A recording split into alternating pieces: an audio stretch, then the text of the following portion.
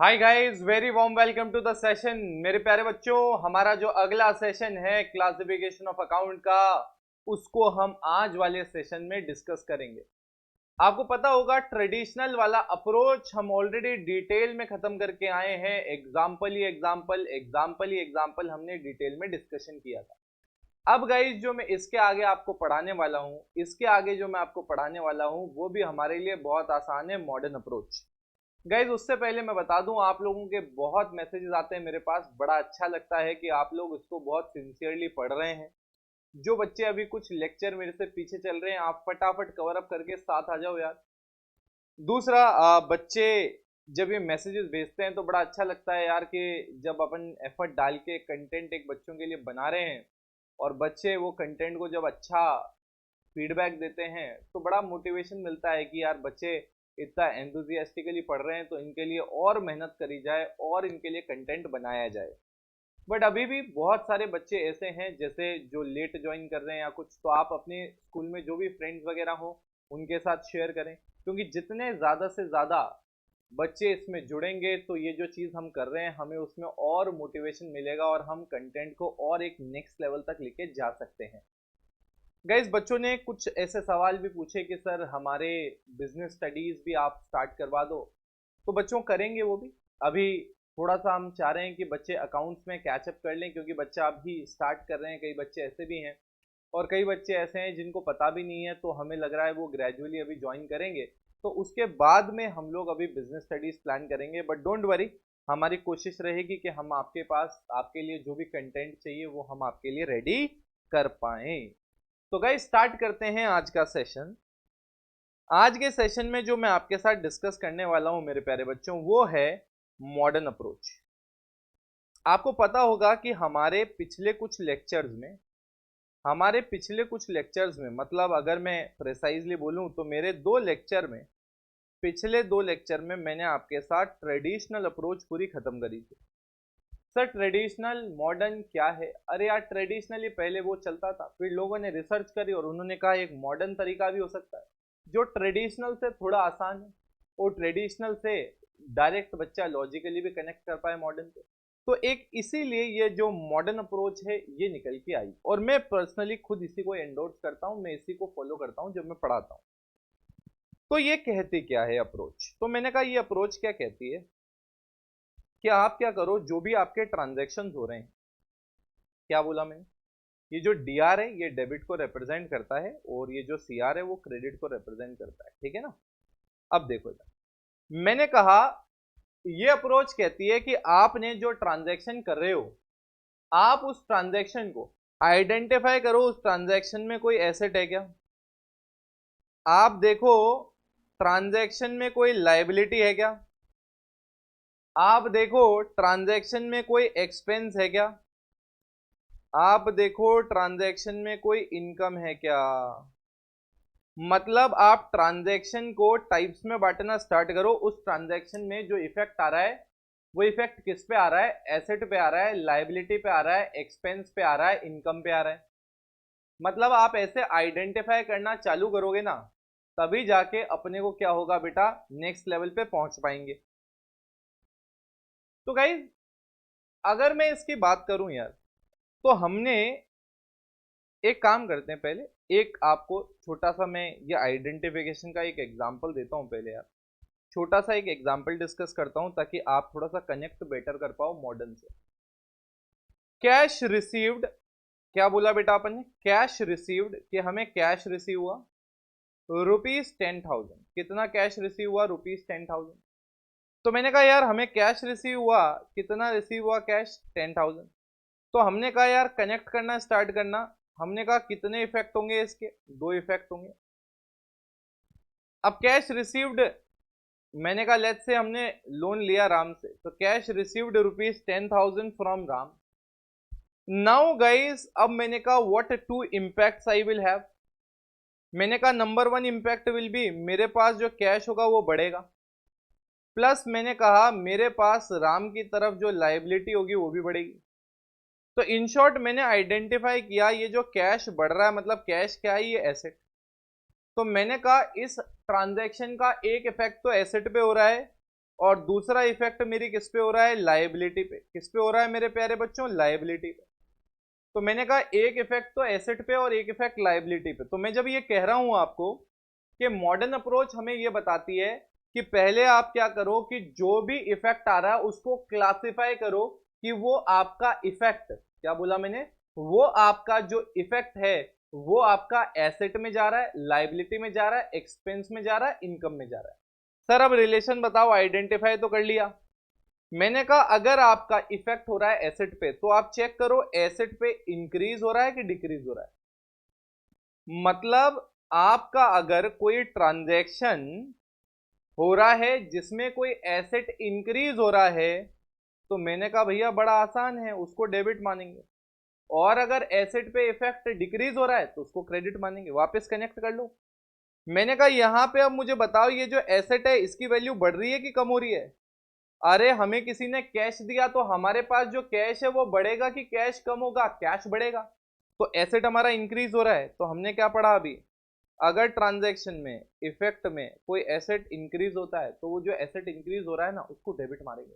तो हमने क्या कहा, हमने कहा हमें इफेक्ट को आइडेंटिफाई करना है कि क्या डेबिट होगा क्या क्रेडिट होगा। तो मॉडर्न अप्रोच कहती है पहले तो आप देखो कि वो जो दो इफेक्ट है उनमें से वो एसेट को इंपैक्ट कर रहे हैं, लायबिलिटी को, एक्सपेंस को, कि इनकम को।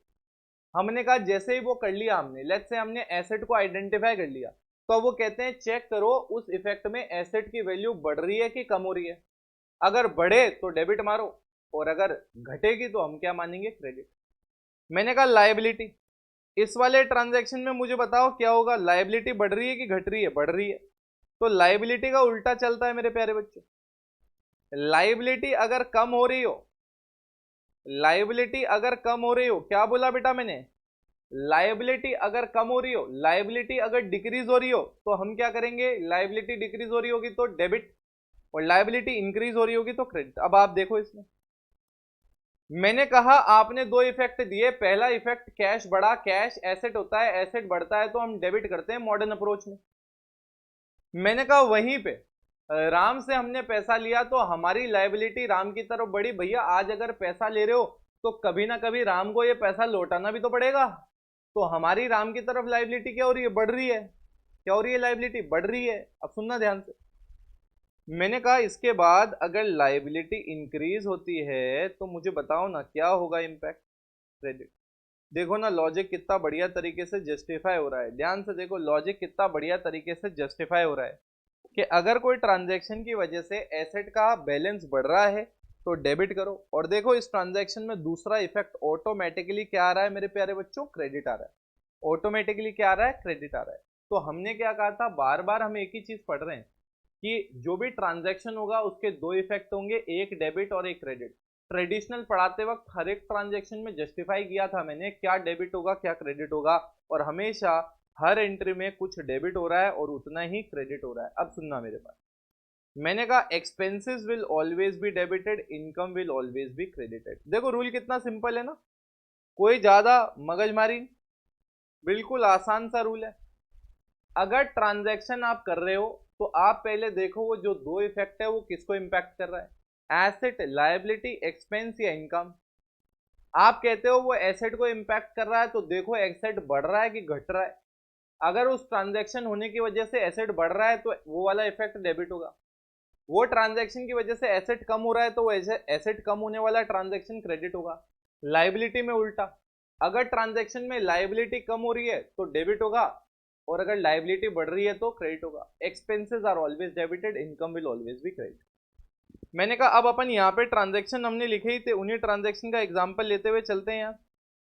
अब कैश पेड ले लेते हैं, क्या ले लेते हैं, कैश पेड ले लेते हैं।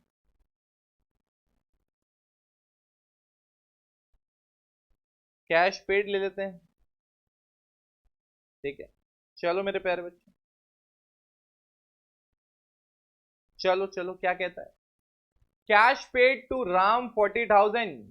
हमने राम को कैश पे किया मेरे प्यारे बच्चों, कितना पे किया राम को कैश, 40।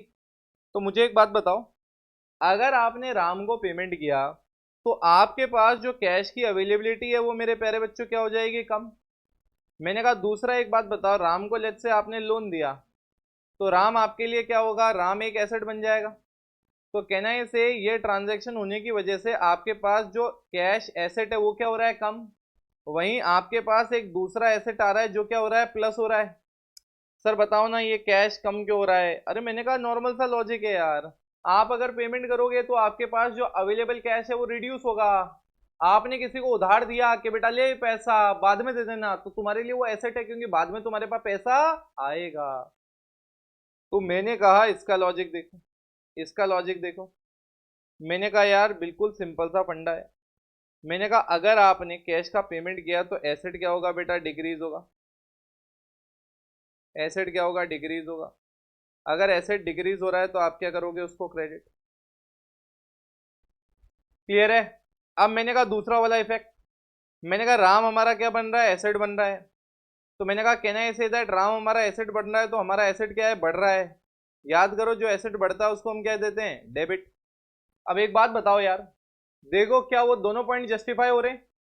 एक इफेक्ट डेबिट हो रहा है और एक क्रेडिट। साइंटिफिकली हमेशा ऐसा ही होगा, एक डेबिट होगा एक क्रेडिट होगा, अगर आप रूल प्रॉपर्ली अप्लाई करोगे तो। और ये रूल जो है बेटा विद प्रैक्टिस आएंगे। मैंने कहा ना जो अगला चैप्टर होगा उसमें ये पूरे के पूरे रूल का एप्लीकेशन होगा जो यहाँ पे मैं आपको सिखा रहा हूँ। अब मैं क्या करता हूँ, आगे के ट्रांजेक्शन और लिखता हूँ बेटा, आगे के ट्रांजेक्शन और लिखता हूँ और आप मुझे बताते जाना। अब मैं आपको 2-2 मिनट दूंगा, पहले पुराना कॉपी करने को देता हूँ, फिर आगे के ट्रांजेक्शन पहले आपको दूंगा, 1 मिनट का समय दूंगा, आप सोचोगे उसके बाद मैं करवाऊंगा। ठीक है, पहले पुराना वाला कॉपी कर लो।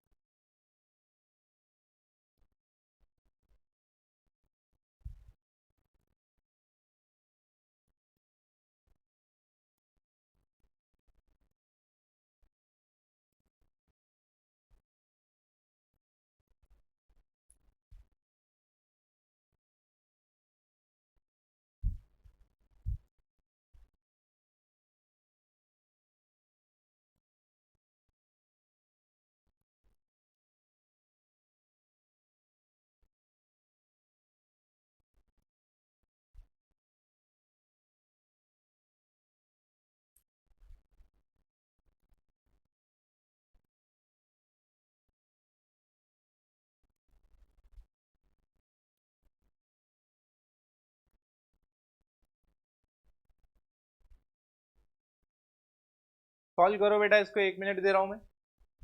इसमें दिमाग लगाओ, 2 इफेक्ट्स करो, 1 मिनट दे रहा हूं, 1 मिनट बाद मैं सॉल्व करूंगा।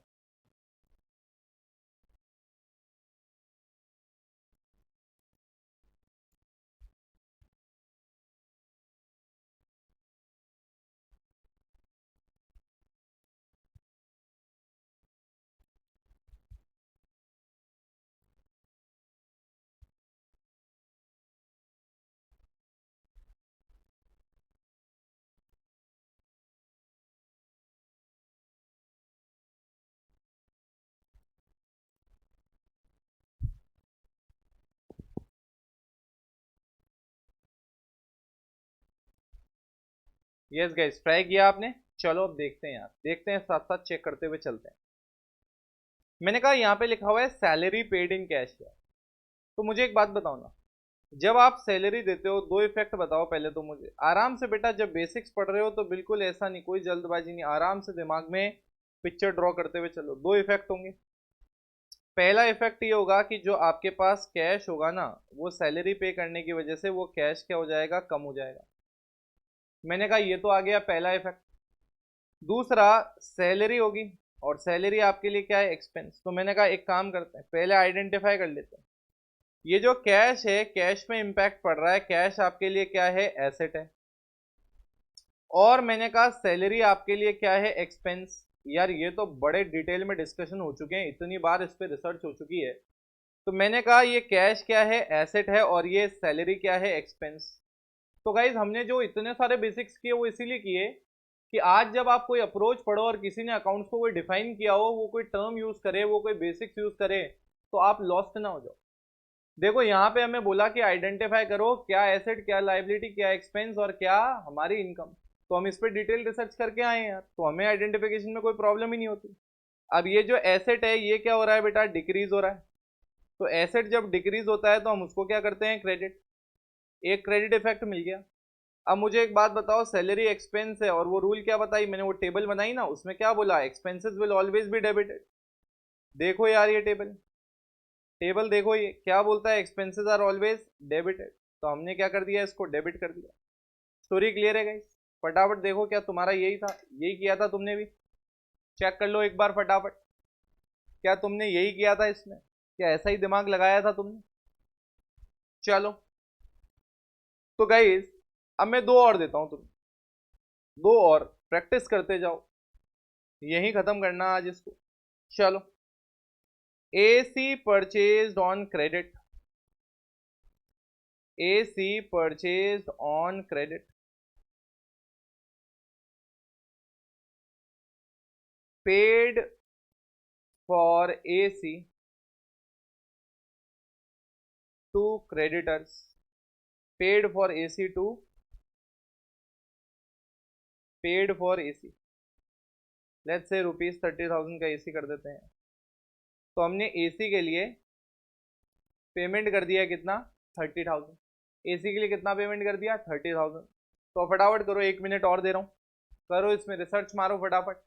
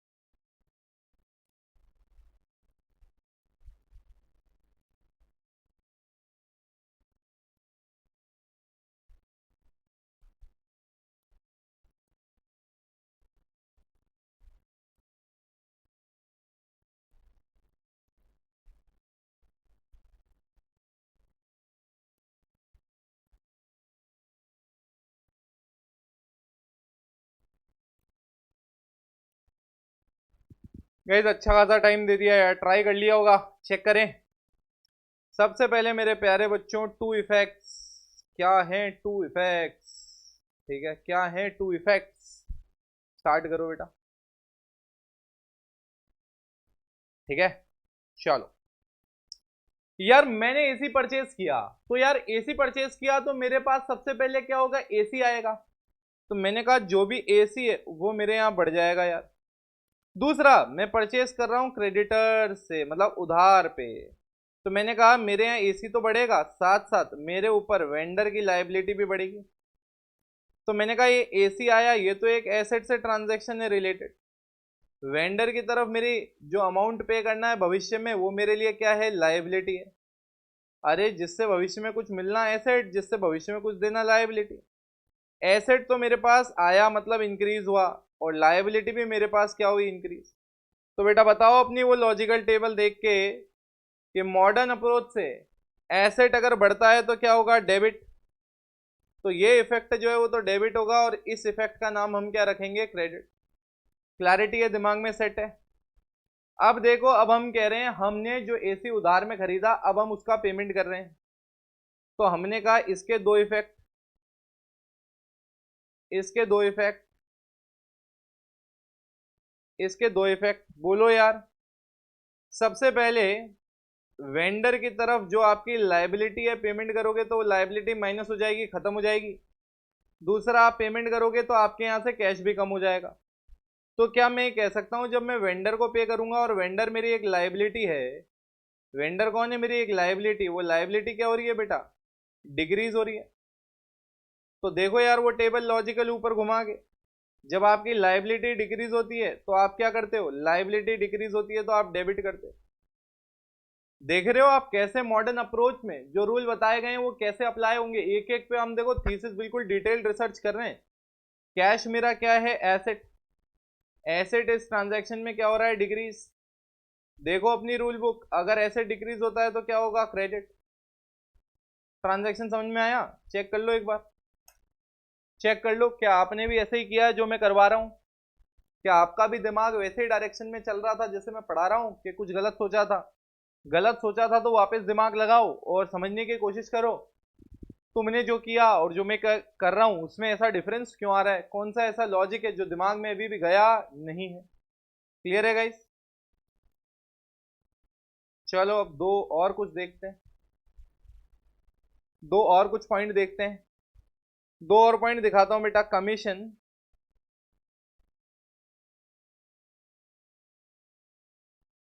रिसीव्ड ₹70,000, कमीशन मिली 70,000 को। ठीक है, क्लियर है? दूसरा देखो, ओनर इंट्रोड्यूस्ड ₹50,000। Owner introduced ₹50,000। चलो दोनों को करो, दिमाग लगाओ।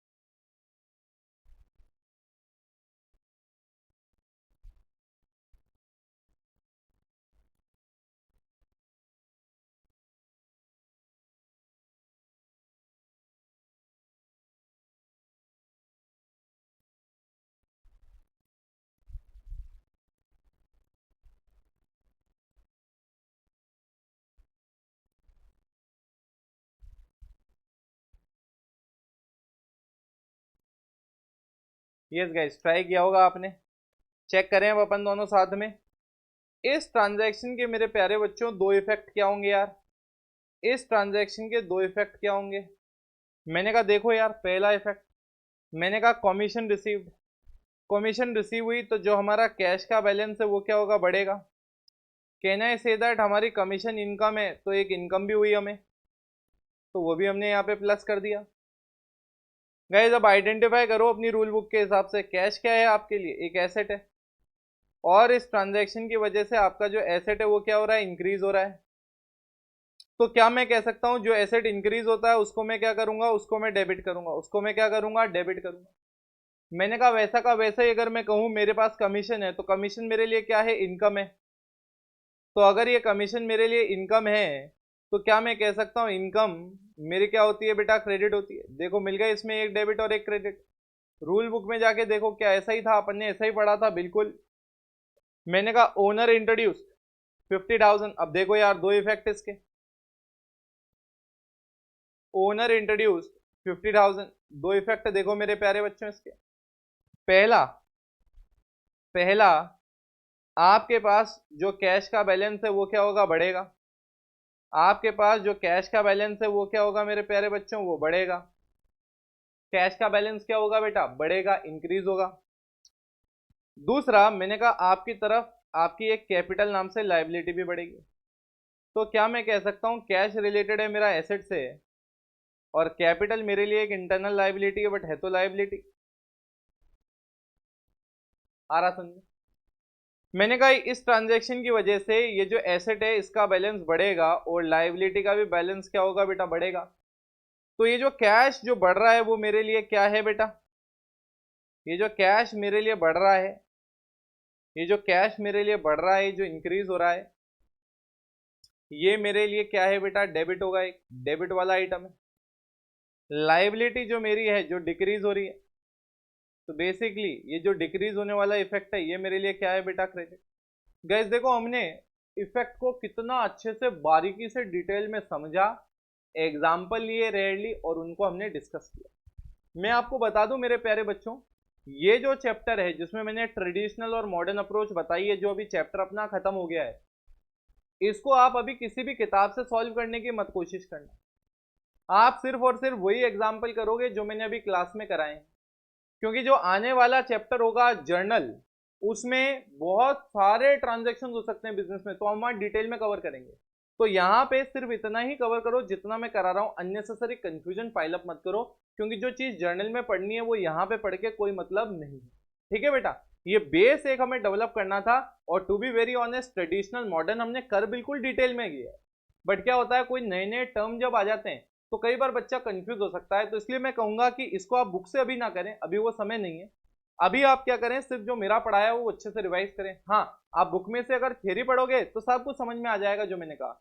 एग्जाम्पल भी आप देखोगे तो मैंने कराया हुआ है, सारे के सारे समझ में आ जाएंगे। बट मैं वो 5% 7% भी रिस्क नहीं लेना चाह रहा कि आप कोई क्वेश्चन देखो और आपको कोई छोटा मोटा कंफ्यूजन हो, क्योंकि इस चैप्टर का एक्चुअल प्रैक्टिकल एप्लीकेशन पूरी जर्नल में है। क्लियर है गाइस? तो मैंने यार तुम्हें ये वाला पार्ट भी करा दिया, पहले एक बार देख लो इसको। कोई ऐसा पार्ट जो तुम्हें इसमें कुछ लिखना हो, कुछ ऐड करना हो, कुछ गलती थी तुम्हारी, तो पहले आइडेंटिफाई कर लो। आइडेंटिफाई कर लो गाइस पहले।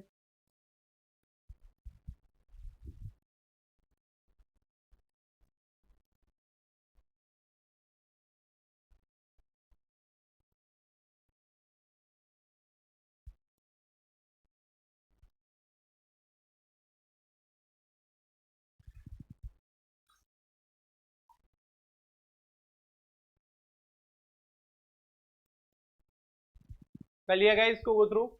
तो गाइस यार हमने मॉडर्न अप्रोच, ट्रेडिशनल अप्रोच बहुत अच्छे से खत्म कर ली। ठीक है, अब जो कल का सेशन होगा, मैं कल के सेशन में आपके साथ एक शीट शेयर करूंगा। उस शीट में मैं आपको कुछ सवाल दूंगा, ट्रेडिशनल बेस और मॉडर्न बेस पे। ये जो ट्रेडिशनल अप्रोच है, मॉडर्न अप्रोच है, इस पे बेस मैं कोई एक शीट दूंगा, वो शीट आपको सॉल्व करनी है। गाइस क्राइटेरिया वही है, अगर अभी तक आपके पास शीट नहीं आई है या आपको शीट लेनी भी हो, आप इस नंबर पे मुझे व्हाट्सएप कर दें यार। कई बार हो सकता है बेटा सेशन रहते हैं तो कई बार मैं टाइमली रिवर्ट ना कर पाऊँ, बट डू नॉट वरी, आपको अपना शीट मिल जाएगा। आप एक ऑन द सेफ हैंड, आप टेलीग्राम जो ऐप है, आप मुझे इस नंबर पे व्हाट्सएप कर सकते हैं, मेरा खुद का नंबर है ये। आप टेलीग्राम पे एक चैनल है commerce@IP, ये चैनल भी ज्वाइन कर सकते हैं। मैं इस पे भी सारी की सारी डिटेल पोस्ट करता हूँ। ठीक है, तो आप इन दोनों को ज्वाइन कर सकते हैं। आप इस पे मैसेज कर सकते हैं या इस पे ज्वाइन कर सकते हैं, मैं आपको शीट भेजूंगा। शीट किस पे बेस्ड होगी? ये आपने जो मैंने 1, 2 एंड 3 लेक्चर लिए हैं, मतलब किस पे, क्लासिफिकेशन ऑफ अकाउंट्स पे जो मेरे 3 लेक्चर हैं, अगर आपने ये गो थ्रू नहीं किए हैं तो पहले ये गो थ्रू करो। गो थ्रू कर भी लिए हैं तो पहले उसको रिवाइज करो। तो शीट सॉल्व करने से पहले रिवाइज होना चाहिए, मतलब रिविजन होना चाहिए। रिवाइज करने के बाद ही आप इस शीट को क्या करोगे मेरे प्यारे बच्चों, सॉल्व करोगे। आ रहा समझे? तभी मजा आएगा, तभी मुझे लगेगा कि यार जो बच्चों को अपन पढ़ा रहे हैं उसका हमें क्या है, बेनिफिट मिल रहा है। तो मिलते हैं मेरे प्यारे बच्चों कल के सेशन में, जहां बस मैं आपको शीट दूंगा, वो शीट आपको सॉल्व करनी है। क्लियर है बेटा फंडा? तो मिलते हैं अगले लेक्चर में। Till then take care, bye bye, but do not forget to revise यार and solve the sheet very very correctly and try to give your maximum. ठीक है बेटा, मिलते हैं फिर अगले लेक्चर में, बाय बाय।